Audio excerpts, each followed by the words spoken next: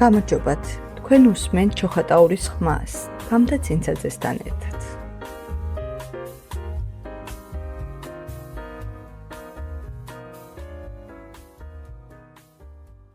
მოგესალმებით. 25 ნოემბერს საერთაშორისო საზოგადოება აღნიშნავს ქალთა მიმართ ძალადობის წინააღმდეგ ბრძოლის დღეს. თარიღს, რომელიც შეიქმნა იმისთვის, რომ ხმა მივცეთ ქალებს, რომლებიც ჩუმად იტანენ ძალადობას და შევახსენოთ ჩვენ საზოგადოებას, რომ ძალადობას არ აქვს არანაირი გამართლება. 25 ნოემბრის სიმბოლო არის პეპლები, დომინიკელი დები, რომლებიც თავიანთ პოლიტიკურ აქტივიზმს შეეწირნენ. მათი ისტორიაში დაგონებულმა მსოფლიომ ეს დღე ქალთა უფლებების დაცვის სიმბოლოდ აქცია. დღეს ჩვენ ამ გადაცემით სწორედ იმაზე ვისაუბრებთ, თუ რა ხდება პრაქტიკაში საქართველოში, როგორი მდგომარეობაა ქალთა უფლებების დაცვასთან დაკავშირებით, რამდენად ეფექტიანია არსებული სახელმწიფო მექანიზმები და როგორ მუშაობს სახალხო დამცველის ოფისი ძალადობის წინააღმდეგ. სტუდიაში სტუმრად გვყავს სახალხო დამცველის აპარატის წარმომადგენელი, ვისთან ერთადაც შევეცდებით გავარკვიოთ, სად ვდგავართ დღეს და რა გზა გვაქვს გასავლელი.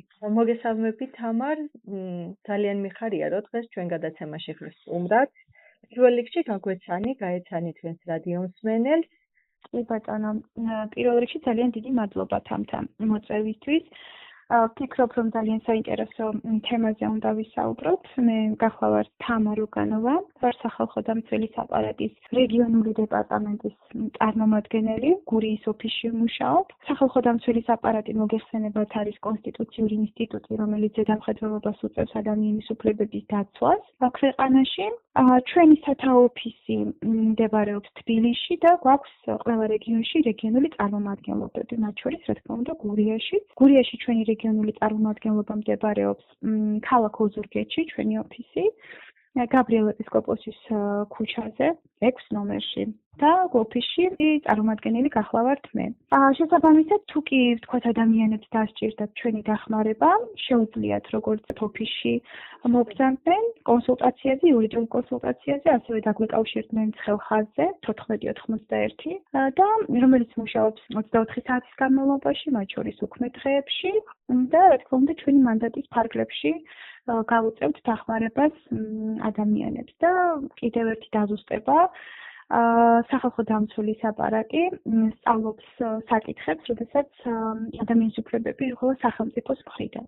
გამონაკლისია დისკრიმინაციის შემთხვევა, როდესაც სახალხო დამცველად მინიჭებული აქვს მანდატი, კერძო პირებს შორისაც განიხილავს, ასე ვთქვათ, დავაკვავის სასამართლოს ფუნქცია აქვს მინიჭებული ამ შემთხვევაში. თამარ, მე სიმართლე გითხრათ, ამ გადაცემის გაკეთება იქიდან გამომდინარე მომივიდა იდეაც, რადგან 25 ნოემბერი ქალთა მიმართ ძალადობის აღმოფხვის საერთაშორისო დღე და მინდოდა რაღაცნაირად მე ვხმიანებოდი ამ დღეს. ჩემი პირველი კითხვა იქნება, როგორ შეაფასებ საერთო ვითარება საქართველოში ქალთა მიმართ ძალადობის კუთხით. პირველ რიგში ძალიან დიდი მადლობა მინდა გითხრა თამთა იმისთვის, რომ სწორედ ამ კამპანიას დაამტყვია ეს გადაცემა და ვფიქრობ, რომ ძალიან მნიშვნელოვანია ამ თემებზე საუბარი. ორივე სიტყვით ხაზ გაუსმევ ამ კამპანიას, ვთქვათ, რას ემსახურება, რა მნიშვნელობა აქვს, რა დატვირთვა აქვს. საქართველოს სახალხო დამცველი ყოველწლიურად უერთდება 16-იან კამპანიას გენდერული ძალადობის წინააღმდეგ, რომელიც მსოფლიოს 187 ქვეყანაში აღინიშნება 1991 წლიდან. თვითონ ეს კამპანია მიზნად ისახავს საზოგადოების ცნობიერების ამაღლებას ქალთა მიმართ ძალადობისა და ოჯახში ძალადობის აღმოსაფხვრელად. მიმდინარე წელსაც 25 ნოემბერს სახალხო დამცველმა გაავრცელა განცხადება კამპანიის დაწყებასთან დაკავშირებით, რომ გაიხსნა 16-იანი გლობალური კამპანია გენდერული ძალადობის წინააღმდეგ და 2025 წლის კამპანიის მთავარი მოწოდება არის ქალთა მიმართ ციფრული ძალადობის წინააღმდეგ გაერთიანება. რაც კიდევ ერთხელ უსვამს ხაზს ქალთა მიმართ ძალადობის მრავალ გამოვლინებაზე, რომელიც თანამედროვე ეპოქაში ონლაინ სივრცეში განსაკუთრებით გააქტიურებულია და მოიცავს მათ შორის კიბერბულინგს, სიძულვილის ენას, პერსონალური ინფორმაციის გავრცელებას და სხვა ციფრული ძალადობის შემთხვევებს. ახლა რაც შეეხება უშუალოდ პირველ კითხვას, როგორი არის ზოგადი ვითარება საქართველოში ქალთა მიმართ ძალადობის კუთხით. სახალხო დამცველი ყოველ წელს აქვეყნებს საპარლამენტო ანგარიშს, სადაც მოიხილავს ადამიანის უფლებების მდგომარეობას საანგარიშო პერიოდის განმავლობაში. სახალხო დამცველმა 2025 წლის მარტში პარლამენტს წარუდგინა აღნიშნული ანგარიში, სადაც შეფასებულია 2024 წელს საქართველოში არსებული ვითარება ადამიანის უფლების მდგომარეობის კუთხით. საპარლამენტო ანგარიშის ერთ-ერთი თავი ეხება გენდერულ თანასწორობას. სახალხო დამცველის შეფასებით გენდერული თანასწორობის მისაღწევად დაარსებულ გამოწვევებთან გასამკვლელად წლების განმავლობაში არაერთი რეფორმა გატარდა, თუმცა საანგარიშო წელს, ანუ 2024 წელზეა საუბარი, ქალთა უფლებრივი მდგომარეობის გაუმჯობესების მიზნით ქმედითი ნაბიჯები არ გადადგმულა. აი, რაც შეეხება ზოგადი სტატისტიკა რო ავიღოთ, ხო, რაზე დაყრდნობით შეიძლება ვთქვათ, შინაგან საქმეთა სამინისტროს გამოქვეყნებული აქვს თავის ვებგვერდზე 6 თვის სტატისტიკა შემაკავებელი ორდერების გამოცემის. და ეხლა თუ ჩავხედავთ ამ სტატისტიკას, 18 ივლისის მდგომარეობით საქართველოს მასშტაბით გამოიცა 4034 შემაკავებელი ორდერი. გურიაზე, რადგან ვართ ვთქვათ გურიაზე კონკრეტულად, გურიაში შემაკავებელი ორდერების რაოდენობა შეადგინა 48. წლიდან წლამდე თუ გადავხედავთ ამ სტატისტიკას, ოჯახში ძალადობის შემთხვევები არ იკლებს. რაც ხაზი არის პრობლემური. და ასევე შეიძლება ხაზი გაუსვათ იმასაც, რომ მიმდინარე წელს სახალხო დამცველის აპარატში დაიწყო საქმის წარმოება 15 ქალის მკვლელობაზე. ანუ საქმის შესწავლა დაიწყო 15 ქალის მკვლელობაზე, რომელიც საჯაროდ გავრცელდა და ეს ციფრები რომ საგანგაშოა, მგონი ახლა ყოველთვის ისედაც ცხადია. არ შეინიშნება კლება. აი ნახე, მაგალითად რაც თქვი ხო, შემაკავებელი ორდერების რაოდენობა 4034-ია. წინა წელს 2024-ში მაგალითად იყო 8000-ზე მეტი ორდერი გამოცემული. ეხლა თუ შევადარებთ ხო დაახლოებით თუ 6 თვეში 4000-ია გამოცემული, სავარაუდოდ თქვათ ერთ წელიწადში 8000 გამოიცემა. წინა წელსაც ასეთი თქვათ სტატისტიკა გქონდა, ხო?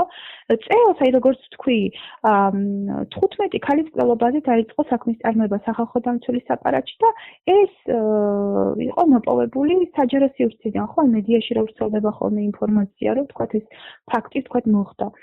შესაბამისად, ჩვენთვის საგანგაშო არის ის, რომ ამ შემაკავებელი ორდერების რაოდენობა არ იკლებს, ხო? აი, მაგას მოუწოდებს, ხო, სახალხო დამცველი ზოგადად სახელმწიფო უწყებებს, რომ პრევენციული ზომები გაატარდეს. ამ თემასთან დაკავშირებით, რა არის სახალხო დამცველის აპარატის ძირითადი ფუნქცია ქალთა მიმართ ძალადობის საქმეებში? კი ბატონო. ესე იგი, სახალხო დამცველი აფასებს ქალთა უფლებების კუთხით არსებულ დინამიკას.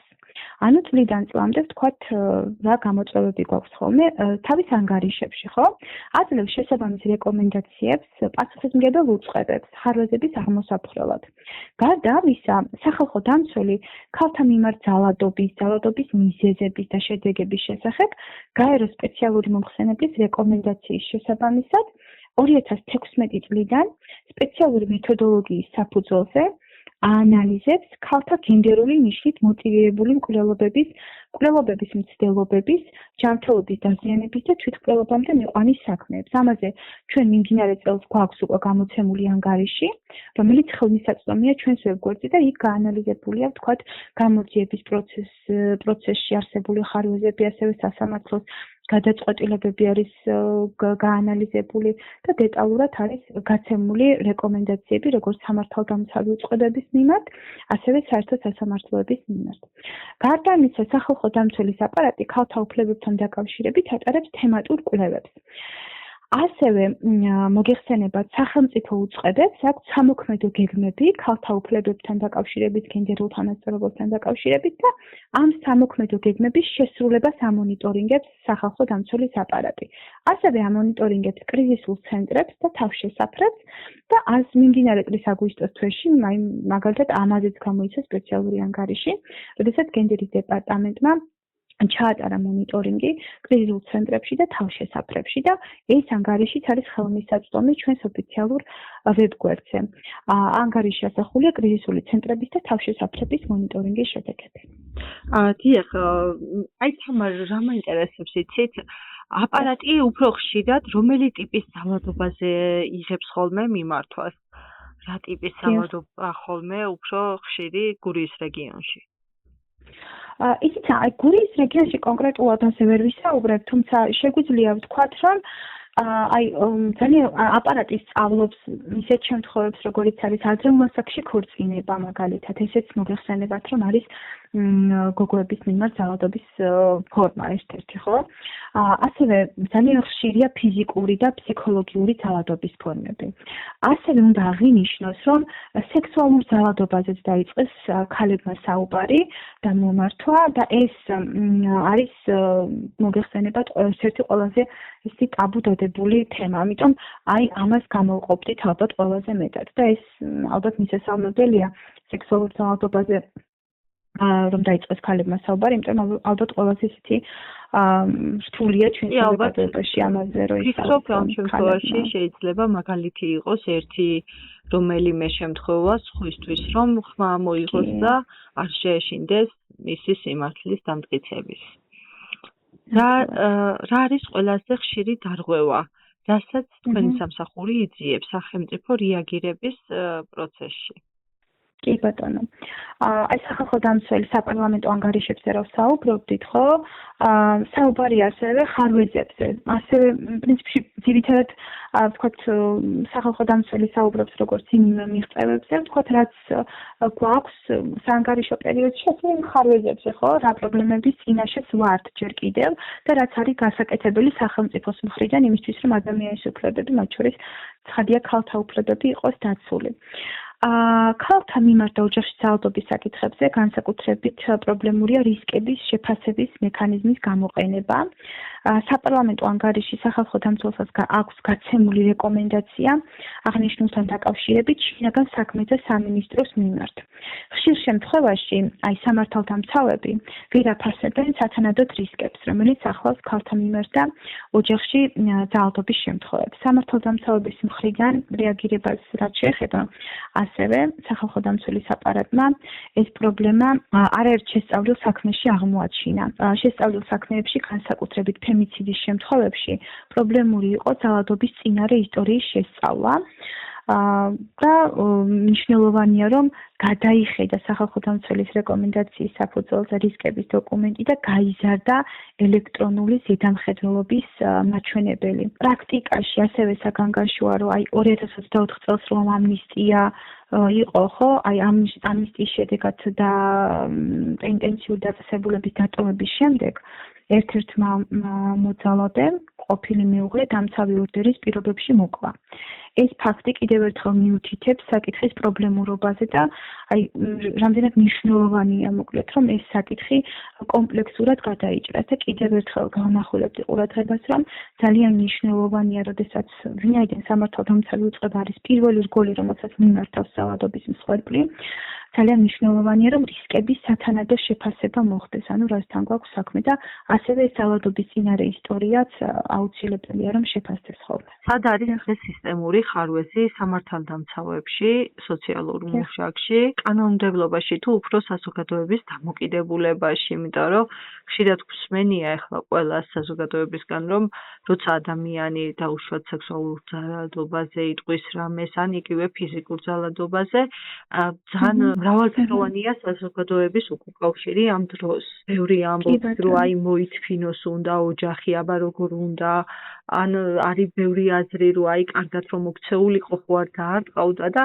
ანუ არის ისეთი ისინი თითქოს ხალი იწვევს ამ ძალადობას და ღირსები არიან. თქვენი აზრით სად არის ხარვეზი? დიახ, აბსოლუტურად მისმის რასაც ამბობ და ვიზიარებ, არაერთხელ ამ დარწმუნებული ყველა შევხვედრი ვართ ხო ასეთ ახმებს და ასეთ დამოკიდებულებებს, რაც რა თქმა უნდა ძალიან სამწუხაროა. პირველ რიგში აღნიშნავ, რომ აი სისტემურ ხარვეზებზე რო ვისაუბრე, სახელმწიფოს მხრიდან რეაგირების კუთხით ეს არა სამართალდამცავების არასათანადო რეაგირება, რისკების სათანადო შეფასება, როგორც აღნიშნე და ასევე საქართველოში 2024 წელს ჩატარებული კვლევის შედეგების თანახმად ხო ქვეყანაში ქალთა მიმართ არსებულ დისკრიმინაციულ ნორმებსა და დამოკიდებულებებზე მეტყველებს. ანუ ეს დამოკიდებულებები, რაზეც ჩვენ ახლავს საუბრობთ, ხო ქალების მიმართ დისკრიმინაციული არის პრობლემურია ძალადობასთან დაკავშირებული აღქმები და ნორმები, ხო, რომელთა მიხედვითაც საზოგადოების ნაწილში, აი ქალ პარტნიორზე ნებისმიერი სახის ძალადობა ნორმალიზებულია.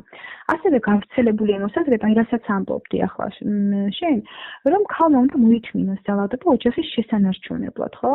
ეს კვლევითაც დასტურდება, ხო, ეს არ არის მხოლოდ, ვთქვათ, ჩვენი რაღაც აღქმა და ეს არ არის ერთეული შემთხვევა, არამედ შესაბამისად რა თქმა უნდა კვლევით დადასტურებულია. ეგ დამოკიდებულება. ზოგადად სტერეოტიპები ხო, ანუ ძალიან დიდი დრო სჭირდება ხოლმე, რომ ეს შეიცვალოს, იმიტომ რომ ეს რაღაც წლების განმავლობაში ძალიან რაღაცნაირად საზოგადოებაში ეს აღქმები გამჯდარია რაღაცნაირად და ამას სჭირდება მუშაობა და ამ პროცესში დიდესი როლი აკისრია სახელმწიფოს, ხო? ეს 16-დღიანი კამპანიაც, რა თქმა უნდა, საკმარისი არ არის 16 დღე იმისთვის, რომ რაღაცა ინფორმაცია მიაწოდო მოსახლეობას, თუმცა ეს უნდა კეთდებოდეს არა მხოლოდ კამპანიის ფარგლებში, არამედ ზოგადად ცნობიერების ამაღლება, ხო, ქალის როლის შესახებ საზოგადოებისთვის ინფორმაციის მიწოდება, ხო, სწორი ინფორმაციის მიწოდება ძალიან მნიშვნელოვანია, ხო, და სახალხო დამცველის, ვთქვათ, როლიც აი ჩვენი კანონის თანახმად, გარდა იმისა, რომ საქმეებს სწავლობთ, ხო, ვთქვათ, როგორც სისტემურ პრობლემებს ვავლენთ, ასევე ინდივიდუალურ საქმეებს სწავლობთ, ასევე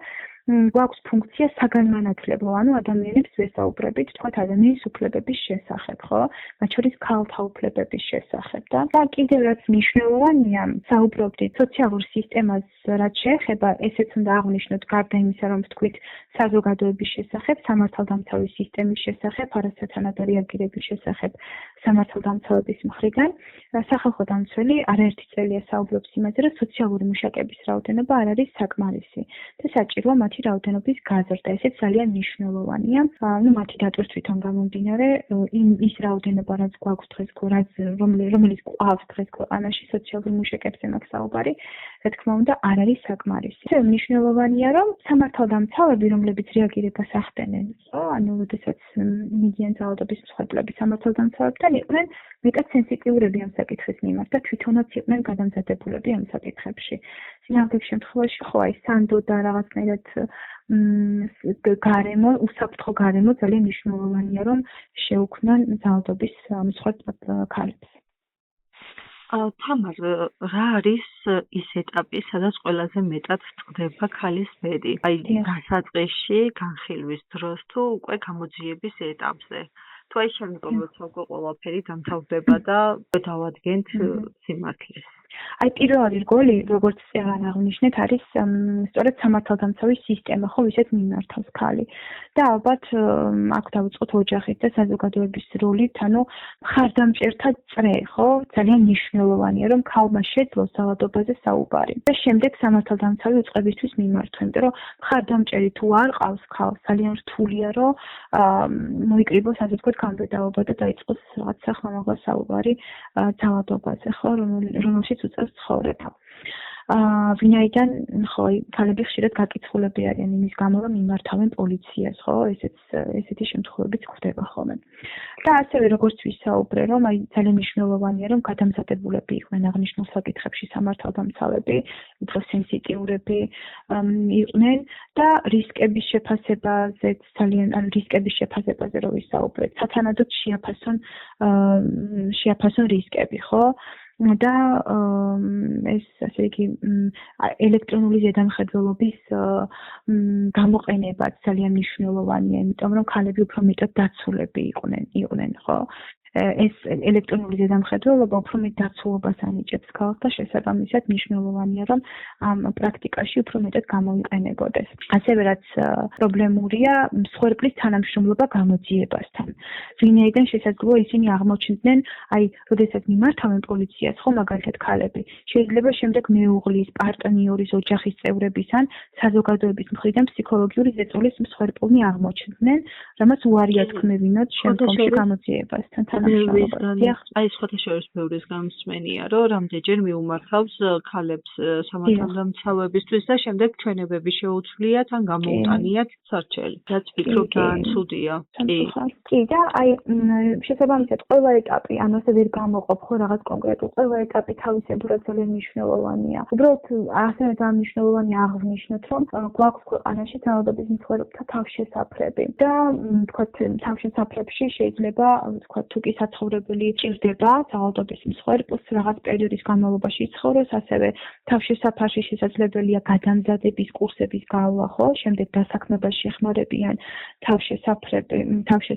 თავშესაფარში თუ კი არის მოთავსებული ადამიანი, ასევე გვაქვს კრიზისული ცენტრები, რომლებიც ემსახურება ძალადობის მსხვერპლებს. ამ დაწესებულებებში ბენეფიციარებს აქვთ შესაძლებლობა მიიღონ უფასო ფსიქოლოგიური, სამართლებრივი და სამედიცინო დახმარება და ასევე მნიშვნელოვანია მუნიციპალური პროგრამებზეც ვისაუბროთ, ხო, იმიტომ რომ მუნიციპალიტეტებს აქვთ მაგალითად ჯერადი ფულადი დახმარება ძალადობის მსხვერპლებისთვის.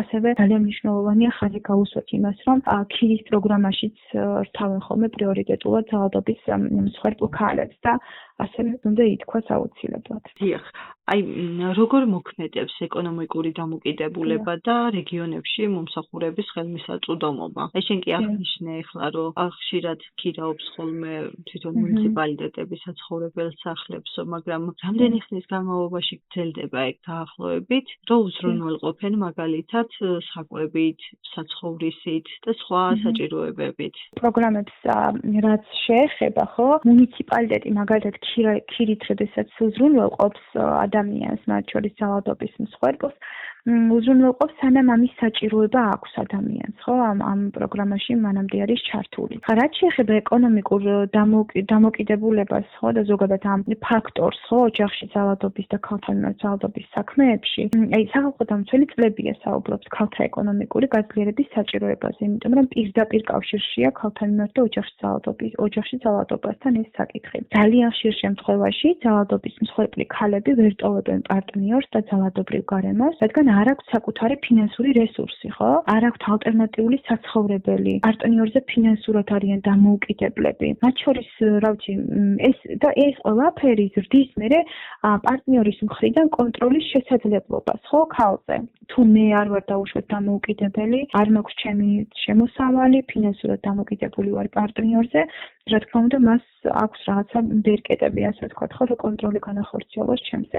მოძალადეზე ეკონომიკური დამოკიდებულება არის ერთ-ერთი მთავარი მიზეზი იმისა, რომ ქალები რჩებიან ძალადობრივ გარემოში და ამას სახალხო დამცველი არაერთ ანგარიშში აღნიშნავს ხოლმე. ეკონომიკური მონაწილეობა განსაკუთრებით პრობლემურია სოფლად ცხოვრები, დევნილი და კონფლიქტის შედეგად დაზარალებული ქალებისთვის, რასაც სახალხო დამცველის აპარატის მიერ გამართული შეხვედრებიც მოწმობს. ესე იგი, ქალები სულ აღნიშნავდნენ სოციალური და ეკონომიკური სერვისების ნაკლებობას, რაც უზღუდავთ შესაძლებლობას დაიკმაყოფილონ რაღაც გარკვეული საჭიროებები, ხო? ქალების თქმით, მაგალითად, ზოგიერთ მუნიციპალიტეტში ქალებისთვის პროფესიული გადამზადების ტრენინგებს არ აქვს სტაბილური და გრძელვადიანი ხასიათი. სახალხო დამცველის არაერთი რეკომენდაციის მიუხედავად, რეგიონებში კვლავ პრობლემურია ტრანსპორტი, ხო, საბავშვო ბაღები მაგალითად, რაც აფერხებს ქალების და გოგოების ჭდომას განათლებაზე. და ხო, ეს საკითხები არის, რაც განსაკუთრებით პრობლემურია ვთქვათ ქალებისთვის. ასევე მნიშვნელოვანია ის ბოდიში ორ წინადადებაში დავასრულებ, რომ ძალიან მნიშვნელოვანია, რომ გაკეთდეს ესე იგი აქცენტი ზრუნვის ტვირთზე, ხო, მაგალითად ბავშვებზე, შშმ პირებზე და ხანდაზმულებზე ზრუნვა ხო არის ძირითადად ითვლება ჩვენ საზოგადოებაში ქალების პასუხისმგებლობად, ხო? ამიტომ სახელმწიფომ უნდა იზრუნოს იმაზე და შექმნას შესაბამისი სერვისები, რომ ქალებს ჰქონდეთ განვითარების შესაძლებლობა, ხო? ეს შეიძლება იყოს რა ვიცი, პერსონალური ასისტენტი, ხო, მაგალითად შშმ პირებისთვის, დაგა ბაღები, რომ მცირეწლოვანი ბავშვების დატოვების შესაძლებლობა ჰქონდეთ ქალებს და რომ ჰქონდეთ დასაქმების შესაძლებლობა, განათლების მიღების შესაძლებლობა ძალიან მნიშვნელოვანია და აქვე უნდა აღინიშნოს, რომ აი ძალიან დიდი წვლილი და ძალიან დიდი როლი აქვთ აი ქალთა მიმართ ძალადობის, ქალთა უფლებების კუთხით საერთაშორისო და ადგილობრივ არასამთავრობო ორგანიზაციებს უდიდესი როლი აქვთ მართლა. მათ არაერთ პროექტს ახორციელებენ სახელმწიფო უწყებებთან და მათ შორის კერძო სექტორთან თანამშრომლობით ქალთა ეკონომიკური გაძლიერების მიმართულებით.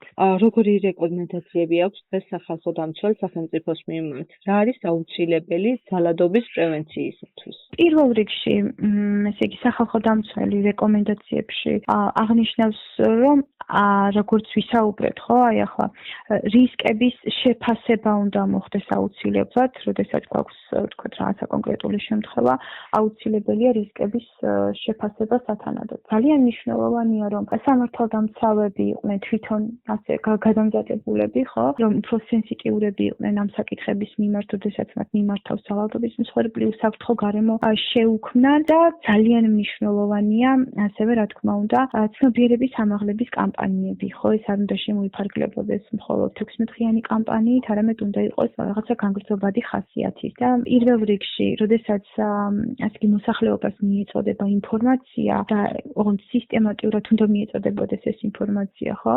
ვთქვათ, ქალის როლის შესახებ საზოგადოებაში, ოჯახში და ასე შემდეგ. ამას რა თქმა უნდა აქვს აუცილებლად პრევენციული ეფექტი, ხო, იმისათვის, რომ ეს დამოკიდებულებები, რომლებიც არსებობს საზოგადოებაში, რაღაცნაირად ერთად შევცვალოთ. თამარ, ეხლა ჩვენი მსმენელისთვის უფრო თვალნათლივ გახდეს, ვისაუბრეთ უკვე ამ თემასთან დაკავშირებით, მაგრამ უფრო კონკრეტულად გითხარი, რა შესაძლებლობები არსებობს ქალებისათვის, რომელთაც სურთ ძალადობის წრიდან გამოსვლა და ვის უნდა მიმართონ ამისთვის და როგორ ჩაერთონ ამ პროგრამებში. პირველ რიგში აღნიშნოთ, რომ არსებობს კრიზისული ცენტრები, აი წახან ვისაუბრეთ, არსებობს თავშესაფრები. რა განსხვავებაა ხო ახლა კრიზისულ ცენტრებსა და თავშესაფრებს შორის, ესეც ვთქვათ. ესე იგი, თავშესაფრებში შესაძლოა ხო სადღეღამისო მომსახურება, ანუ რაც ნიშნავს, შეიძლება ვთქვათ, ცხოვრება თუ მაგალითად ადამიანს არ აქვს ალტერნატიული საცხოვრებელი, როდესაც ძალადობრივ გარემოს გამოერიდება, შეუძლია ისარგებლოს ამ მომსახურებით. კრიზისული ცენტრი არ ითვალისწინებს სადღეღამისო მომსახურებას, იქ თბილისის კრიზისული ცენტრი არის ერთადერთი გამონაკლისი. მაგალითად, გურიაში გვაქვს კრიზისული ცენტრი, რომელიც ემსახურება ოჯახის ძალადობის მსხვერპლებს, ან სავარაუდო მსხვერპლებს. გურიაში კრიზისული ცენტრი მდებარეობს ქალაქ ოზურგეთში, ნომერში გრიბოედოვის 21 ნომერში, პირველ სართულზე.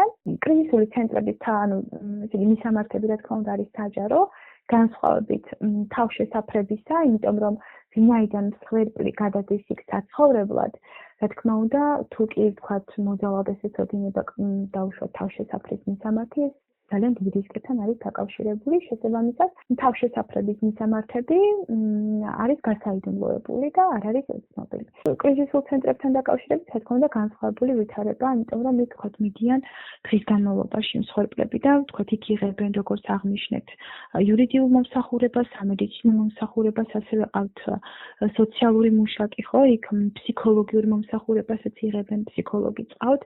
ახლა მაგალითად ჩვენთან ოზურგეთში არის ფსიქოლოგი, არის იურისტი და არის სოციალური მუშაკი და შესაბამისად შეუძლია მიმიდეს ადამიანს და მიიღოს ეს მომსახურებები უფასოდ. რაც შეეხება აი ჩვენ ასევე აღნიშნეთ, რომ არსებობს ქირის პროგრამა. ქირის პროგრამისთვის ვთქვათ მუნიციპალიტეტსაც შეუძლია რომ მუნიციპალიტეტსაც კი არა მუნიციპალიტეტს უნდა მიმართოს, იმიტომ რომ ეს არის მუნიციპალური პროგრამა, თუ კი ადამიანს უნდა ქირის პროგრამაში ჩართვა და აი მაგალითად ვადაზე ვსაუბრობდით და ამ შემთხვევაში შეზღუდული არ არის ადამიანი ვადით, ხო, როდესაც მუნიციპალური პროგრამით სარგებლობს, იმიტომ რომ სანამ არის ამის საჭიროება დაუშვათ ხო ქირის პროგრამით სარგებლობის, მანამდე შეუძლია რომ ისარგებლოს და მე როგორც ვიცი არსებობს ასევე ერთჯერადი ფულადი დახმარებები, რომლებსაც მუნიციპალიტეტები გასცემენ ძალადობის მსხვერპლებისთვის. აი ეს მომსახურებებია ძირითადად. ასევე არსებობს აი თავშესაფრებზე ვისაუბრეთ და თავშესაფრებში ვინაიდან ერთ-ერთი მთავარი დამაბრკოლებელი გარემოება ქალებისთვის არის ეკონომიკური დამოუკიდებლობა, თავშესაფრებში ძირითადად ცდილობენ ხოლმე, რომ ქალებმა შეიძინონ რაღაც პროფესია, რომლითაც შემდგომ უკვე შეეძლებათ დამოუკიდებლად უზრუნველყონ ეკონომიკურად თავიანთი საკუთარი თავი და თუ კი ჰყავთ, რა თქმა უნდა, შვილები, ხო, მათზე დამოკიდებული პირები. შესაბამისად, ეს ასე ვთქვათ, სერვისები გვაქვს ამ ეტაპზე ქვეყანაში. ჩვენი ცხელი ხაზის ნომრითაც ვთქვათ, თუ კი ვინმეს კონსულტაცია დასჭირდება, ვთქვათ, ჩვენი ცხელი ხაზის ნომერი რომ ვთქვათ, რა თქმა უნდა, ჩვენი ცხელი ხაზის ნომერია 1481 და თუ კი ვინმეს დასჭირდება კონსულტაცია, ასევე თქვენთვის ცნობილია ასევე ჩემი ნომერიც და შეგიძლიათ რომ გაუზიაროთ თუ კი ამის საჭიროება იქნება ნებისმიერ ადამიანს და გაუწევთ კონსულტაციას და დავაკვალიანებთ. და ბოლოს რა შეგიძლიათ ურჩიოთ ჩვენს მსმენელს, რა უნდა იცოდეს მოქალაქემ, როდესაც ძალადობას ხედავს ან ეჭვობს მსგავსი ტიპის ძალადობაზე? ჩვენ ვისაუბრეთ საზოგადოების დამოკიდებულებებზე წერან, ხო? აი რომ ძალადობა ვთქვათ ოჯახის საქმეა და ასე შემდეგ. ეს დამოკიდებულება, დიახ, ეს დამოკიდებულება ცალსახად არის შესაძლებელი. და სამწუხაროდ ჩვენ აი ესეთი ბრწყალებში რომ ვთქვათ წაყრუებით შეიძლება ფატალური შედეგები მივიღოთ, ხო? ვთქვათ არ მივაქციოთ ყურადღება რაღაცას და შემდეგ ძალიან მძიმე შედეგი დადგეს და სხვათა შორის მაგის შედეგიც მრავლად გვაქვს ჩვენ და სამწუხაროდ საქართველოში არა მარტო ქალების მიმართ, არამედ ბავშვების მიმართაც. ეს მნიშვნელოვანია, იმიტომ რომ პირველ რიგში უნდა გავიაზროთ საკუთარი პასუხისმგებლობა, სამოქალაქო პასუხისმგებლობა, რომ როდესაც მე ვხედავ, რომ ვიღაცაზე ძალადობენ, ეს არ არის ოჯახის საქმე. ეს აუცილებელია, რომ როდესაც დანაშაული ხდება, ეს ხო დანაშაულია, ხო?